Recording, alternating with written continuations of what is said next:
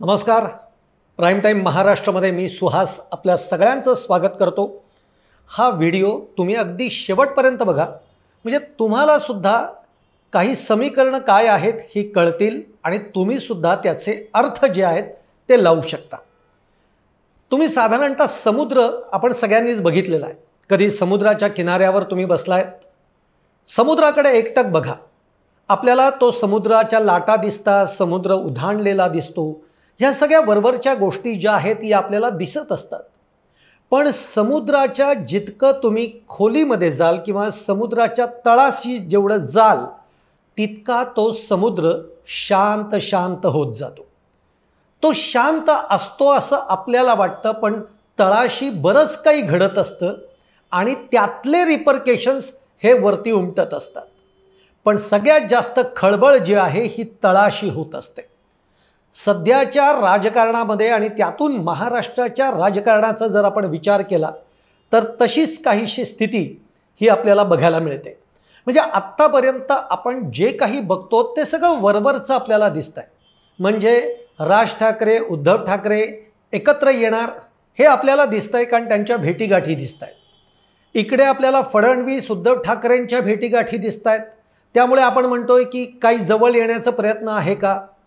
दिल्लीचा आपण विचार केला तर राहुल गांधी सध्या आक्रमक झालेले आहेत. ते जे मतांची चोरी झाली आहे असा आरोप ते भाजपवर करता आहेत. तिसरीकडे शरद पवारांची एक भूमिका आपल्याला बघायला मिळते आहे. त्याच्यानंतर महाराष्ट्रातला जर आपण विचार केला तर महायुतीमध्ये फार आलबेल नाही आहे हे आपण बघतो. त्यातून शिंदे आणि फडणवीस यांच्यामध्ये सध्या पहिल्यासारखं वातावरण मैत्रीपूर्ण नाही आहे हे आपल्याला समजतं आहे. त्यामुळेच की काय, एकनाथ शिंदेंची दिल्ली वारी वाढलेली आहे. दिल्लीमध्ये जाऊन ते अनेक नेत्यांच्या भेटीगाठी घेत आहेत. ते पंतप्रधानांना भेटत आहेत, ते गृहमंत्र्यांना भेटत आहेत. पण याशिवाय ते आणखीन कुणाकुणाला भेटत आहेत हे आपल्याला कळत नाही आहे. एकनाथ शिंदे एकदम शांत दिसत आहेत. मी म्हटलं ना, तसंच शरद पवारसुद्धा जे आहेत ते फारसं भाष्य करत नाही आहेत कुठल्याच गोष्टींवर.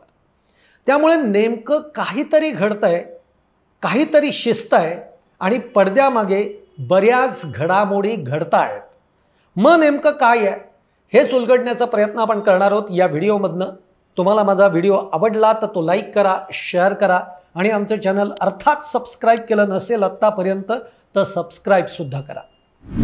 तर मंडळी, मी पार्श्वभूमी तुम्हाला सांगितली, पण आता याच्यामध्ये नेमकं काय समीकरण नवं जुळतंय का हेच खरं तर शोधण्याचा मी प्रयत्न करणार आहे. ते म्हणजे एक चर्चा ही झाली की एकनाथ शिंदे नाराज आहेत. एकनाथ शिंदे अनेक गोष्टींमुळे नाराज आहेत. आता त्या गोष्टी मी परत सांगत बसत नाही. पण एकनाथ शिंदे गेल्या महिन्याभरामध्ये 3दा त्यांनी दिल्ली वारी केली आहे.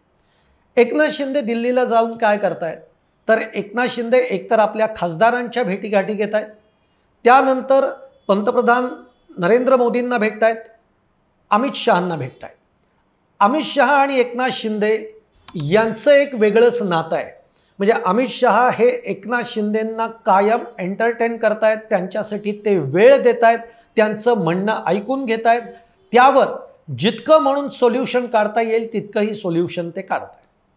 अशा पद्धतीने एकनाथ शिंदे गेल्या महिन्याभरामध्ये 3 वेळेला दिल्लीला गेले.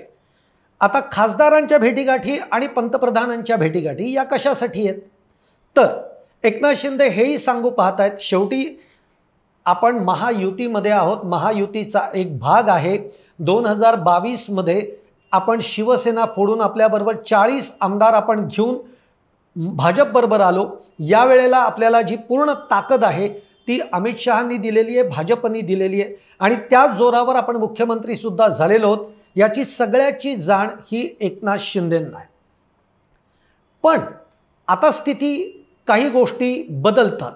राजकारणामध्ये कसं आहे, प्रत्येकालाच एक सत्तेची स्पर्धा आहे, प्रत्येकाला सत्ता हवी आहे, प्रत्येकालाच मोठं व्हायचं आहे आणि ही स्पर्धा राजकारणामध्ये अगदी पहिल्यापासून होती, ती आजही आहे आणि ती शेवटपर्यंत राहणार आहे. कारण म्हणूनच याला राजकारण असं म्हणतात. आता काही समीकरणं ही महाराष्ट्रातली बदलली आहे. एक अजित पवार पुन्हा एकनाथ शिंदे आणि भाजप बरोबर येऊन मिळाले आणि त्यानंतर एकनाथ शिंदेंचं आता महत्त्व संपलं का, एकनाथ शिंदेंची गरज संपली का आणि म्हणून आता एकनाथ शिंदेंना साईडलाईन केलं जातं आहे का आणि फडणवीस आणि शिंदेंमध्ये काही त्या पद्धतीनं दुरावा तयार होतोय का, असं एक आपल्याला दिसतं आहे. हीच खतखत जी आहे हीच वारंवार एकनाथ शिंदे हे अमित शहांच्या कानावर घालतायत आणि पंतप्रधानांच्याही कानावर घालतात. याच्या मागचं कारण खूप महत्त्वाचं आहे. पुढे जाऊन जर काही घडलंच, पुढे जाऊन जर काही बिघडलंच तर एकनाथ शिंदे हे सांगायला तयार आहेत की मी माझी अस्वस्थता, माझ्या पक्षाच्या आमदारांची मंत्र्यांची अस्वस्थता, नाराजी ही तुमच्याकडे वारंवार पोचवलेली आहे. हे सांगायला ते त्यांच्याकडे एक मुद्दा राहू शकतो. त्याच्यानंतर आत्ताच्या दिल्ली भेटीमध्ये एकनाथ शिंदेने शेवटी एकनाथ शिंदेंनाही भाजपबरोबर राहायचं आहे, त्यांना त्याच्यातनं आपली स्पेस तयार करायची आणि पुढे जायचं आहे. त्यामुळे असं आपल्याला समजतं की एकनाथ शिंदेंनी पंतप्रधान असतील किंवा अमित शहा असतील यांना ही खात्री दिलेली आहे की आता धनखड जे आहेत उपराष्ट्रपती त्यांना अचानक त्यांना पदावरनं दूर केलं. आता उपराष्ट्रपती पदाची निवडणूक पुन्हा होती आहे आणि या दरम्यान या निवडणुकीसाठी एकनाथ शिंदे हे अमित शहा आणि पंतप्रधानांना हे सांगू पाहत आहेत की शिवसेना ठाकरे गटातले जे 9 खासदार आहेत ते आपल्या संपर्कात आहेत आणि त्यांना मी फोडू शकतो आणि उपराष्ट्रपती पदाच्या निवडणुकीसाठी ते आपल्या बाजूनी मतदान करू शकतात. हे पटवून देण्याचा प्रयत्न एकनाथ शिंदे करत आहेत. आता जे 9 खासदार आहेत उद्धव ठाकरे गटाचे 9च्या 9 खासदार याच्यामध्ये त्यांच्या संपर्कात असतील का, तर असं नाही. पण काही खासदार असू शकतात का, किंवा या खासदारांना फोडण्याचे प्रयत्न एकनाथ शिंदे जोरदार करत आहेत आणि त्यासाठीच त्यांनी आपल्या खासदारांची बैठक घेतली आणि त्या पद्धतीचा एक कार्यक्रम त्यांना दिलेला आहे. त्यामुळे पंतप्रधानांना आणि अमित शहांना एकनाथ शिंदे आपली उपयुक्तता काय आहे हे पटवून देण्याचा प्रयत्न करत आहेत. म्हणजे कारण आज केंद्रामधली जी काही स्थिती आहे, जी काही गणितं आहेत, जवळपास सत्ताधारी पक्षाकडे 546 खासदारांची संख्या आहे. ती सुद्धा लोकसभेतली, राज्यसभेतली जर आपण बघितली तर ती काहीतरी 200-250 अशी काही संख्या आहे. परंतु एकूण सगळी जर आपण संख्या बघितली तरी परंतु 500 जी काही 42-40 ही संख्या लागणार आहे तेवढी भाजपकडे नाही आहे. आणि म्हणून भाजपला आत्ता एक खासदाराचं मतसुद्धा फार महत्त्वाचं आहे आणि त्याच्यात एकनाथ शिंदे हे दाखवू पाहत आहेत की मी तुमच्यासाठी हे करू शकतोय, माझी ही उपयुक्तता तुम्ही लक्षात घ्या. आगामी रणनीतीसुद्धा याच्यामध्ये एकनाथ शिंदेंची आपल्याला दिसते. हे एकीकडे करत असताना आता जो माझा मुख्य विषय आहे त्याच्याकडे मी येतो की काही वेगळी समीकरणं जुळत आहेत. ही वेगळी समीकरणं काय जुळत आहेत एक लक्षात घ्या. जेव्हा मुख्यमंत्री म्हणून एकनाथ शिंदे होते तेव्हा त्यांची पहिली भेट घ्यायला गेले होते ते म्हणजे शरद पवार. शरद पवारांनी मंत्रालयात जाऊन त्यांची भेट घेतली होती. तेव्हा त्यांनी सांगितलं होतं या कामासाठी मी गेलो होतो. पण अनेक गोष्टींची चर्चा होत असते, पुढच्या काही राजकारणांची बीजं तिथं रोवली जात असतात, असं असू शकतं. दुसरं, शरद पवारांच्या हस्तेच एकनाथ शिंदेंचा सत्कार करण्यात आला होता दिल्लीमध्ये. तुम्हाला आठवत असेल महादजी शिंदे यांच्या नावे जो गौरव पुरस्कार एकनाथ शिंदेंना दिला तो शरद पवारांच्या हस्ते देण्यात आला होता. त्यावरून उद्धव ठाकरे, संजय राऊत हे नाराजसुद्धा झालेले होते. हे दुसरं समीकरण मी तुम्हाला सांगतोय. त्यानंतर तुम्ही कायम जर बघितलं असेल तर एकनाथ शिंदेंनी कधीही शरद पवारांवर टीका केलेली नाही आहे. जर केलीच असेल तर ते शरद पवारांचं कौतुक करतात, पण शरद पवारांना कधीही ते टीकेचे वार शरद पवारांवर करत नाही. हा तिसरा मुद्दा मी मुद्दामून सांगतोय. आता स्थिती कशी आहे तुम्ही लक्षात घ्या. जर उद्या भाजपकडनं दगाफटका झालाच, महायुतीमधली जर समीकरणं काही बिघडली, कारण अजित पवार फडणवीस यांची मैत्री एकीकडे वाढतीये, दुसरीकडे एकनाथ शिंदे दूर दूर लोटले जात आहेत. त्याला अनेक कारणं आहेत, ती कारणं मी पुन्हा एकदा सांगत बसत नाही. पण जर अशी काही बिघाडी झाली तर एकनाथ शिंदे हे सुद्धा काही कच्चे खिलाडी नाही आहेत. आज भाजपला महाराष्ट्रामध्ये देवेंद्र फडणवीसांना जे जड जात आहेत ते सुद्धा एकनाथ शिंदेच आहेत. आणि त्यामुळे एकनाथ शिंदे काही वेगळी सुद्धा गणितं मांडतायत का हा प्रश्न पडतो. तो कसा? तुम्ही लक्षात घ्या, एकनाथ शिंदे आहेत मराठा समाजाचे, म्हणजे एक मराठा समाज हा त्यांच्या पाठीशी आहे. दुसरी गोष्ट, मुख्यमंत्री असताना त्यांनी ज्या पद्धतीनं काम केलं आहे, एक कॉमन मॅनची इमेज तयार केली आहे. त्यामुळे महाराष्ट्रातला आज बहुतांश वर्ग जो आहे तो एकनाथ शिंदेंच्या कामाचं कौतुक करतो, मुख्यमंत्रीपदी जे काम केलं आहे त्याचं. तिसरी गोष्ट तुम्ही जर लक्षात घेतली असेल तर जरांगे पाटलांचं आंदोलन, मराठा आंदोलन हे आता पुन्हा एकदा डोकं वर काढतंय. 19 ऑगस्ट का 29 ऑगस्टला त्यांचं ते मुंबईत धडकणार आहेत असा इशारा जरांगे पाटलांनी दिलेला आहे. जरांगे पाटील आणि एकनाथ शिंदे, म्हणजे एकनाथ शिंदेंच्या मुळेच पहिलं जे आंदोलन होतं ते जरांगे पाटलांनी मागे घेतलेलं होतं, ही आठवण आपल्याला ठेवावी लागेल. आता सगळ्यात महत्त्वाची गोष्ट चौथी किंवा पाचवी आपण समजूया. सध्या म्हणजे आजपासूनच राष्ट्रवादी शरद पवारांनी नागपूरपासून एका मंडल सप्ताहाच्या निमित्ताने मंडल आंदोलन सुरू केलं आहे, एक यात्रा सुरू केलेली आहे. ही यात्रा जी आहे ही यात्रा 52 दिवस चालणार आहे. मंडल यात्रा ही सुरू केली आहे शरद पवारांच्या राष्ट्रवादीनं. ती 52 दिवस पूर्ण महाराष्ट्रात फिरणार आहे. आता याच्या मागचं गणित काय आहे हे आपण समजून घेऊया. एक लक्षात घ्या, मंडल कमिशनचा जो एक अहवाल आहे त्याची जी अंमलबजावणी आहे, ही अंमलबजावणी देशामध्ये पहिलं जर कोणी केली असेल तर तो महाराष्ट्र.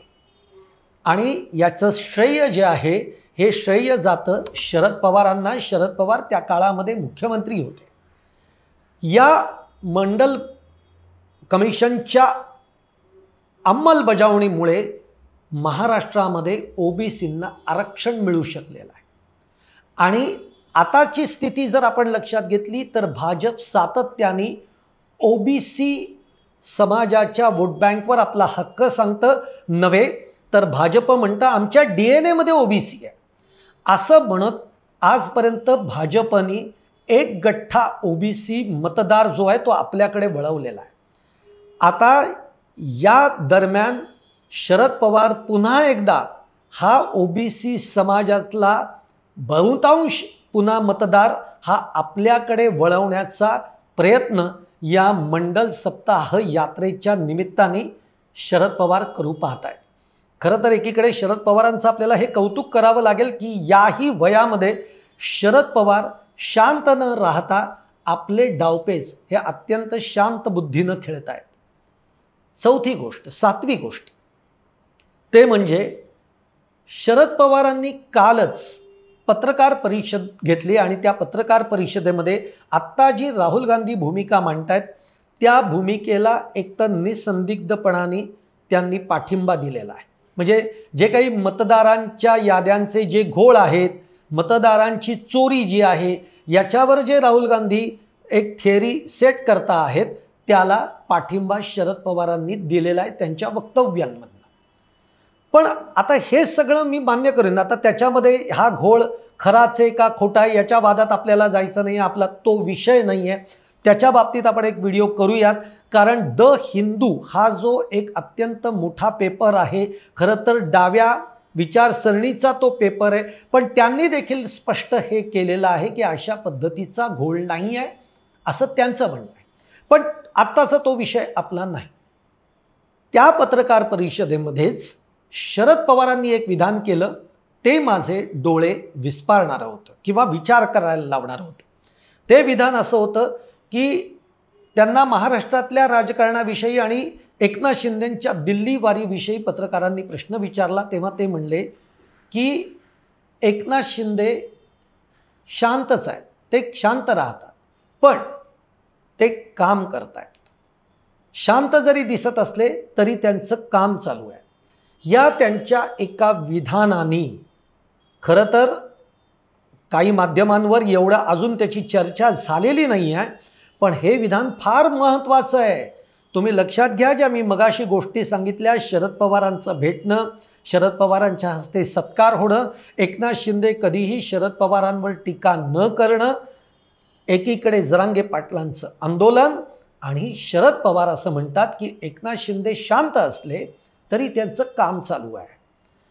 या राजकारणामध्ये, महाराष्ट्राच्या राजकारणामध्ये मला असं वाटतंय आगामी काळात, आत्ता नाही कधी, हेही मी तुम्हाला सांगतो, बिहारच्या निवडणुका झाल्यानंतर महाराष्ट्राच्या राजकारणामध्ये काही वेगळी गणितं, वेगळी समीकरणं ही निश्चित जुळतील असा या सगळ्या प्रवासावरनं अंदाज येतोय. म्हणजे एकनाथ शिंदे, शरद पवार, जरांगे पाटील कदाचित त्या काळामध्ये राजकारणात प्रवेश करतीलही.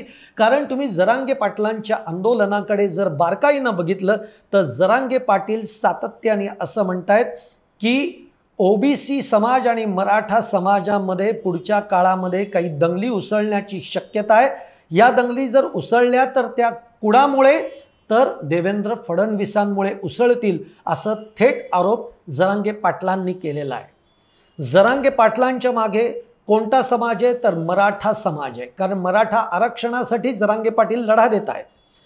त्यामुळे जरांगे पाटलांचं सातत्याने देवेंद्र फडणवीसांना टार्गेट करणं, जरांगे पाटील आणि एकनाथ शिंदे यांच्यामध्ये काहीतरी अव्यक्त नातं असणं, पुन्हा एकनाथ शिंदे हे मराठा समाजाचे नेते असणं आणि शरद पवारांच्या बरोबर त्यांचे चांगले संबंध असणं, या 4-5 गोष्टी, 7 गोष्टी जर तुम्ही जुळवून बघितल्या तर एक नवं राजकारण महाराष्ट्रामध्ये उदयाला आलं तर आपल्याला आश्चर्य वाटायला नको. आणि या सगळ्याची कल्पना देवेंद्र फडणवीसांनाही येतीये. ते बहुतेक याच्या पूर्वीच येत असावी, म्हणून एक वेगळं समीकरण इकडे जुळतंय का, याच्याकडेही आपल्याला नंतर बघायचं आहे की उद्धव ठाकरे, देवेंद्र फडणवीस, राज ठाकरे हे नेमकं गणित काय आहे, याच्यावरही आपल्याला कधी ना कधीतरी विचार करायचा आहे. त्याच्या बाबतीतला मी व्हिडिओ करीन. पण आत्ताच जे शरद पवारांनी एकनाथ शिंदेंच्या बद्दल जे विधान केलंय, हे नुसतं विधान ऐकून ते सोडून देण्यासारखं ते विधान नाही. आणि म्हणूनच हा मी व्हिडिओ या निमित्ताने करतोय की एक वेगळं समीकरण शरद पवार, एकनाथ शिंदे, जरांगे पाटील अशा पद्धतीचं एक समीकरण जर तुम्हाला आपल्याला आगामी काळात दिसलं तर आश्चर्य वाटून घ्यायला नको. तुम्हाला काय वाटतंय तुम्ही जरूर कळवा. माझा या व्हिडिओतले मुद्दे जर तुम्हाला पटले असतील तर तुम्ही त्या कमेंट्स बॉक्समध्ये जरूर टाका. आणि व्हिडिओ आवडला असेल तर लाईक करा, शेअर करा आणि आमचं चॅनल सबस्क्राईब करायला विसरू नका.